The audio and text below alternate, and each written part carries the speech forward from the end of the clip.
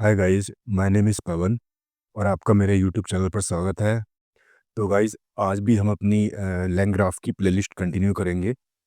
और last video में हमने देखा था कि कैसे हम एक पैरेलल वर्कफ्लो डेवलप करते हैं एलएलएम का यूज़ करते हुए, राइट? तो एक ऐसे राइटिंग और ऐसे इवोल्यूशन के माध्यम से मैंने आपको ये पूरा फ्लो समझाया था और इसका कोड भी किया था। और आप ये मेरा लास्ट वीडियो अगर देखेंगे तो आपको क्लियर हो जाएगा। तो आज का हमारा जो टॉपिक है वो है कंडीशनल वर्कफ्लो। लाइक कि जैसे यहाँ पे पैरेलल वर्कफ्लो था, तो थोड़ा-सा पैरेलल और कंडीशनल वर्कफ्लो दिखने में एक जैसे लगते हैं, लेकिन एक थोड़ा-सा इसमें चेंज होता है, वो मैं आपको दिखाता हूँ। पहले मैं दिखाता हूँ कि कैसे कंडीशनल वर्कफ्लो काम करते हैं। पहली बात तो ये है कि अभी जो मैं कंडीशनल वर्कफ्लो आपको बता रहा हूँ, वो विदाउट यूजिंग एलएलएम है, राइट? कोई एलएलएम का यूज़ इसमें नहीं होगा। तो इसमें जो है एक हम इफ एल्स कंडीशन के बेस पे डिसाइड करते हैं कि कौन सा वाला नोड एग्जीक्यूट होगा और कौन सा नहीं होगा, राइट? तो कंडीशन क्या होती है, थोड़ा पढ़ते हैं इसको हम।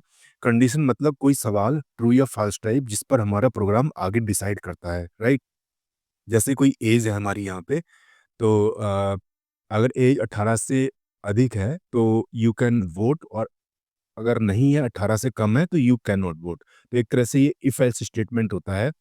तो इसमें एक छोटा-सा एक फ्लो दिया गया है, तो मैं आपको दिखाता हूँ क्या है इसमें। जैसे ये नोड मेरा यहाँ पे ये जस्ट अ मिनट, ये मेरा यहाँ पे ये ल रेड कलर वाला जो है नोड 1 है, और ये ब्लू वाला नोड 2 है, और ग्रीन वाला नोड 3 है, और ये व्हाइट वाला 4 है, राइट? तो ये स्टार्टिंग नोड 1 वाला है, तो प्रोग्राम यहाँ से अगर मेरा शुरू हो रहा है, तो यहाँ पे रेड के जस्ट बाद ही मेरा एक कंडीशनल चेक लगेगा, जिसे मैं इफ एल्स स्टेटमेंट के माध्यम से रन करूँगा। और जो यहाँ पे चेक लगेगा, वो डिसाइड करेगा कि मेरा जो नोड है ये ब्लू वाला एग्जीक्यूट होगा या ग्रीन वाला, राइट? तो अगर ब्लू वाला एग्जीक्यूट होता है तो फिर ये इसके बाद जो है ये वाइट वाले पहुंचेगा, और अगर ये ग्रीन वाला एग्जीक्यूट होता है तो उसके बाद ये भी सेम जो है एंड इस पे वाइट वाले पे पहुंचना है। लेकिन रूट चेंज हो गया है, क्योंकि जब हमारा ये ब्लू पे जाएगा तो ब्लू वाला में जो कोड लिखा है वो एग्जीक्यूट होगा, और अगर ये हमारा ग्रीन वाला अगर रन करेगा तो ग्रीन में जो कोड लिखा है वो एग्जीक्यूट होगा। ठीक है? तो इसमें आप देखो कि ये जो डॉटेड लाइन है यहाँ पे, ये डॉटेड लाइन दिखा रही है कि ये कंडीशनल फ्लो है, कि कंडीशन पे डिपेंड करता है। कोई फिक्स नहीं है कि ये चलेगा, नहीं चलेगा। और ये जो सॉलिड लाइन दिख रही है आपको एरो वाली, ये डिसाइडेड है, मतलब ये डिसाइड है कि अगर यहाँ अगर पहुँच गए ब्लू पे तो ये वाली चलनी ही चलनी है। लेकिन रेड के बाद हमारा डिसाइड नहीं कि हम किस पे जाएँगे। तो जब इस तरह की कंडीशन आती है तो उस एज को ही हम एज बोलते हैं ना इसे, तो इस एज को हम एक डैश लाइन से हम शो करते हैं, ठीक है ना? अब इसमें आप देखो कि पैरेलल वर्कफ्लो में क्या होता है, मैं आपको दिखाता हूँ। पैरेलल पिछली बार भी मैंने बनाया था आपको, तो दिखाया था इसमें। पैरेलल में आप देखोगे कि यहाँ स्टार्ट से जो भी 3 लाइनें जा रही हैं, यहाँ पे जो एजेस जा रही हैं, ठीक है? ये सॉलिड हैं, तो इसका मतलब ये है कि ये सारी ही रन हो रही हैं। अगर ये डॉटेड होती तो ये आप समझ सकते थे, डॉटेड या डैश होती लाइन तो समझ सकते थे कि ये कंडीशन बेस पे रन हो रही है, सारी रन नहीं हो रही है, राइट? तो ये थोड़ा-सा अंतर आपको फिगर देख के या जो ग्राफ है उसका डायग्राम या फ्लो देख के ही आपको पता लग जाएगा। तो अभी हम जो है ये एक एग्जांपल उठाते हैं इलेक्ट्रिसिटी बिल का, ठीक है ना? तो हमें बिजली का बिल कैलकुलेट करना है, जहाँ यूनिट कंजम्पशन के हिसाब से अलग-अलग रेट है। कैसे अलग-अलग रेट है? जैसे यूनिट हमारी यहाँ पे अगर 100 से कम है, तो हमारा जो बिल आएगा वो ₹5 पर यूनिट के हिसाब से आएगा। और अगर 100 से ज़्यादा है लेकिन 200 से कम है, तो 100 तक तो हमारा ये 5 के हिसाब से आएगा, और उससे ऊपर जो है जितना भी है, वो हमारा ₹7 यूनिट के हिसाब से जाएगा। ऐसे अगर 200 से अगर ज़्यादा हो गया, ठीक है ना? तो शुरू के लिए 100 के लिए ₹5, फिर 100 अगले 100 के लिए ₹7, और 100 फिर अगले जो है 200 से अगर ऊपर जाता है तो ₹10 यूनिट है। तो इसमें ये है कि अगर हमारा बिल जैसा भी आएगा तो ये हमारा पहले एक कंडीशन डिसाइड होगी कि हमारा यूनिट कितनी है, उसके हिसाब से हम 3 नोड बनाएँगे, और 3 में से जो भी हमारा यूनिट होंगी उसके हिसाब से एग्ज़ीक्यूट होगा। तो जैसे ये 3 केस बने हुए हैं, उसको यहाँ पे 3 उसके माध्यम से नोड के माध्यम से दिखाया गया है, केस 1, केस 2, केस 3। और आप देख सकते हो यहाँ पे जो लाइन्स हैं सारी ये डॉटेड या है डैश लाइन है। इसका मतलब साफ है कि कंडीशनल फ्लो है यहाँ पे। स्टार्ट के बाद ही जो भी यूनिट मिलेंगी हमें यहाँ पे, वहाँ डिसाइड हो जाएगा कि हमारा जो है इस केस 1 एग्जीक्यूट होगा, 2 या 3 कौन सा एग्जीक्यूट होगा। उसके बाद जहाँ भी हम जाएँगे उसके बाद फाइनली हम एंड पे पहुँच जाएँगे, राइट? तो यही है फ्लो हमारा दिखा रहा है कि स्टार्ट से यूनिट इनपुट लो, यहाँ पे हमें यूनिट इनपुट मिल जाएगी। फिर यहाँ पे स्टार्ट के बाद ही हम एक कंडीशनल चेक लगाते हैं, वो मैं अभी आपको कोड में दिखाऊँगा, बहुत सिंपल है। और इस कंडीशन के बेस पे ही हमारा जो है प्रोग्राम आगे केस 1, केस 2 या केस 3 किसी एक में जाता है। तो कंडीशन चेक करो कि यूनिट 100 से नीचे है तो केस 1, और अगर 200 से नीचे है तो केस 2, और 200 से ऊपर है तो केस 3, और तीनों केस में रिजल्ट निकाल कर एंड पॉइंट पे हमारा ये पहुँच जाएगा। तो बहुत सिंपल है, इसमें कोई एलएलएम का यूज़ नहीं है और फॉर्मूला भी बहुत कॉम्प्लिकेटेड नहीं है। तो सीधा हम अभी जो है अपने कोड पे जंप करते हैं। तो कोड ये मैंने लिखा हुआ है क्योंकि कोड लिखने में और फिर उसको चलाने में बहुत टाइम खर्च होता है। तो बेसिकली यहाँ पे मैंने लैंग्राफ इंस्टॉल किया हुआ है क्योंकि ये सीरीज़ मेरी चली आ रही है, तो पहले के नोट्स में ही मैंने इसको पहले के फ्लोज़ में ही एग्ज़ीक्यूट कर लिया था इसको मैंने। तो लैंग्राफ इंस्टॉल कर लिया है, तो लैंग्राफ में से ग्राफ लिया और इसमें स्टेट ग्राफ क्यों लेते हैं? ग्राफ को बिल्ड करने के लिए, और 2 नोड हमें मिलते हैं स्टार्ट और एंड वाले, ठीक है? टाइपिंग मॉड्यूल में से पाइथन की हमने टाइप ब्रेक निकाली, राइट? टाइप ब्रेक क्यों निकालते हैं? हम अपनी स्टेट डिफाइन करने के लिए, राइट? स्टेट मतलब ये है कि मेमोरी जो होती है हमारी, और ये लिटरल है, ये हमारा बताता है कि केस 1, केस 2, केस 3, तो एक ऑप्शन हम दे सकते हैं ये, ठीक है ना? अगर डेटा टाइप में हमें ऑप्शन देना है तो लिटरल का यूज़ करते हैं। तो सबसे पहले हम वही काम करेंगे अपना, पहले हम स्टेट डिफाइन करेंगे, और स्टेट क्या होती है? एक डिक्शनरी होती है, ठीक है? और इसका नाम हमने रखा है क्लास का बिल स्टेट, और इसके अंदर हमने टाइप डिक्ट पास करा दी है, ठीक है ना? इनहेरिट करा दी एक तरह से। अब हम अपनी चीज़ें डिसाइड करेंगे, तो हमारे पास क्या है? हमारे पास जो है 3 ही चीज़ें हैं, एक तो यूनिट है, और आगे बिल कैलकुलेट होगा यूनिट की बेस पे, और फाइनल एक रिजल्ट बनेगा, वो एक स्ट्रिंग फॉर्मेट में होगा, ठीक है? तो यूनिट यहाँ पे हो गई है इंटीजर में, और बिल हमारा डेसिमल में हो सकता है कुछ भी, तो फ्लोट हो गया ये, और रिजल्ट जो है वो स्ट्रिंग में आएगा, ठीक है ना? अब हम चलते हैं, तो पहला केस 1 का हम फार्मूला बनाते हैं यहाँ पे। तो केस 1 में क्या है कि यूनिट अगर हमारी 100 या 100 से नीचे है, तो एक फंक्शन बना लिया हमने यहाँ पे, और इसमें अपना हर बार की तरह हमने यहाँ पे ये बिल स्टेट हमने यहाँ पे पास कर दिया, ठीक है ना? डिक्शनरी जो हमारी है, ब्लैंक है अभी, खाली डेटा टाइप डिफाइन किया हुआ है।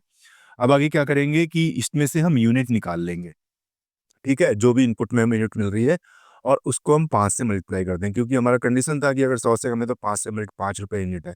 और जो भी बिल आएगा, उस बिल को हम जो है रिटर्न कर देंगे, इस बिल वाले जो हमने यहाँ पे डिफाइन किया था, कि बिल जो फ्लोट वैल्यू हमने डिसाइड की थी, वो हम यहाँ पे इसको दे देंगे। और साथ में रिजल्ट में भी हम जो है एक मैसेज यहाँ पे डाल देंगे कि यूनिट में से जो है हम यूनिट निकालेंगे, और बिल में से बिल निकालेंगे, वो हम इसको पास कर देंगे। तो 2 चीज़ें हम दे रहे हैं, कि पहले तो हम जो है इसको रिटर्न में बिल दे रहे हैं, और साथ ही हम इसका रिजल्ट भी यहाँ पे अपडेट कर दे रहे हैं।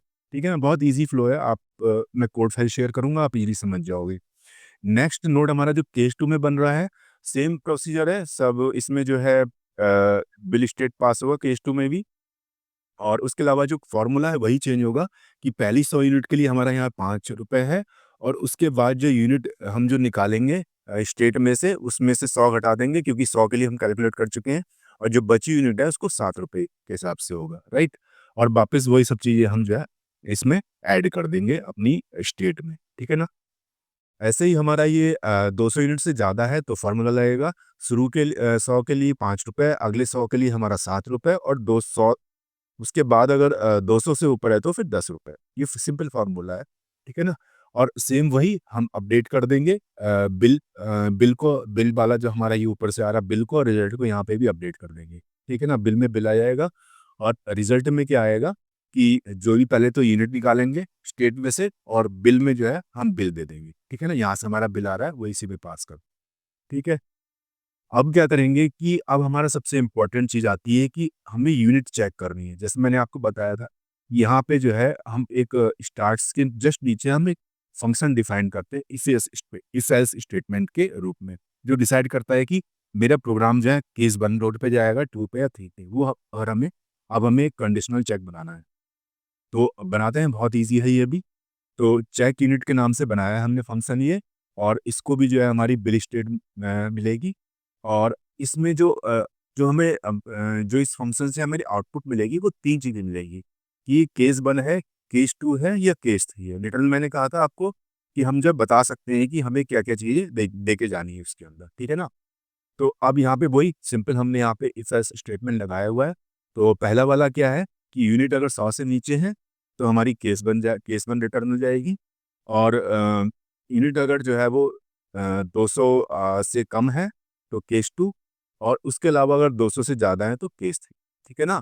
तो इसका काम है कि हमें रिटर्न में बताएगा कि हमारा ये केस 1 में जाएगा, जो हमारा एग्जीक्यूशन है केस 2 में जाएगा या केस 3 में जाएगा। वो हमने इसे इफ एल्स स्टेटमेंट के थ्रू हमने बता दिया है, ठीक है?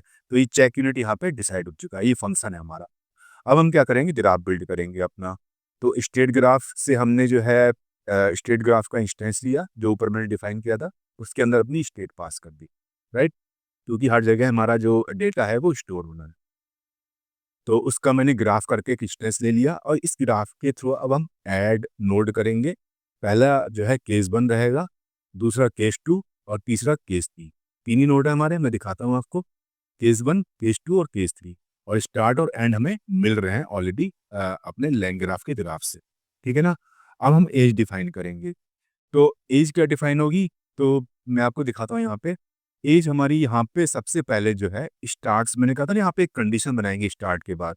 तो पहली एज मेरी जो है यहाँ पे ग्राफ में शो नहीं होगी, लेकिन वो यहीं पे डिफाइन होगी कि स्टार्ट के बाद जो है ये कंडीशनल एज जो है हमारी यहाँ पे जाएगा, और कंडीशनल एज से फिर ये 3 जगह जाएगा, ठीक है ना? और फिर सारा जितने भी है केस 1, केस 2, केस 3 सीधे हमारे एंड पे पहुंच जाएंगे। मैं दिखाता हूँ, बहुत सिंपल है ये। तो पहला स्टार्ट से कंडीशनल एज पे जाएगा हमारा। तो हम ग्राफ में एक होता है हमारा ऐड कंडीशनल एज करके, तो उससे हम कंडीशनल एज डिफाइन करते हैं। तो स्टार्ट से कहाँ जाएगा, चेक यूनिट जो हमने फंक्शन बनाया था यहाँ पे, ठीक है? यहाँ पे चेक यूनिट करके हमने फंक्शन बनाया, वहाँ जाएगा। तो स्टार्ट से पहले चेक यूनिट पे जाएगा, ये हमारा कंडीशनल एज है, राइट? उसके बाद जो है हम एज ऐड करेंगे। तो पहला केस 1 से एंड पे, दूसरा केस 2 से एंड पे, और तीसरा केस 3 से एंड, ठीक है ना? तो यही था हमारा कि यहाँ पे हमारी कंडीशन डिफाइन हो गई। तो कंडीशन के बेस पे ऑटोमेटिकली यहाँ पे आ जाएगा। उसके बाद हम जो है जो भी हमारा नोड एग्जीक्यूट होगा वो सीधा एंड पे जाएगा। तो इसलिए हम 3 एज यहाँ पे 3 कनेक्शन हम डिफाइन कर देंगे, ठीक है ना? तो ये हो गया। अब हमने जो है इस ग्राफ को जो है इसको रन कर दिया। उसके बाद हम क्या, हमेशा की तरह ग्राफ को कंपाइल करेंगे। ग्राफ को कंपाइल क्यों करते हैं? ग्राफ को कंपाइल इसलिए करते हैं ताकि हमें जो है कोई भी ग्राफ बनाने में कोई एरर आ रही है तो वो हमें पता लग जाए। अगर एरर नहीं आ रही इसका मतलब हमारा ग्राफ बिल्कुल ठीक बना है। और इसको हम जब रन कंपाइल करेंगे तो एक वर्क फ्लो के नाम से इसको सेव कर लेंगे, राइट? अब इसको हम क्या नाम है, वर्क फ्लो को हम ड्रॉ भी कर सकते हैं, हर बार की तरह फिक्स कोड है ये।